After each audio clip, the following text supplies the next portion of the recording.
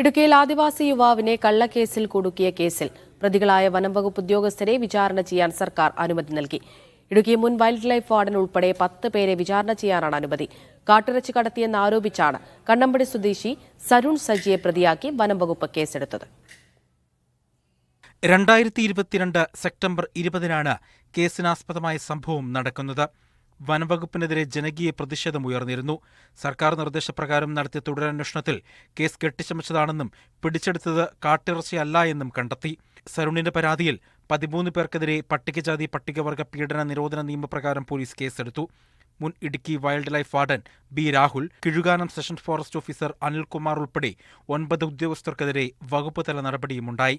പിന്നാലെ വനവകുപ്പ് കേസ് പിൻവലിക്കുകയും ചെയ്തു. മനുഷ്യാവകാശ കമ്മീഷനും പട്ടികജാതി പട്ടികവർഗ കമ്മീഷനും വിഷയത്തിൽ ഇടപെട്ടതോടെ പോലീസ് കുറ്റപത്രം തയ്യാറാക്കി. 2024 ജനുവരിയിൽ പ്രോസിക്യൂഷൻ അനുമതി തേടി പോലീസ് സർക്കാരിന് കത്ത് നൽകിയെങ്കിലും 1 വർഷത്തിന് ശേഷമാണ് തുടർ നടപടികളുണ്ടായത്. മീഡിയ 1 ഇടുക്കി.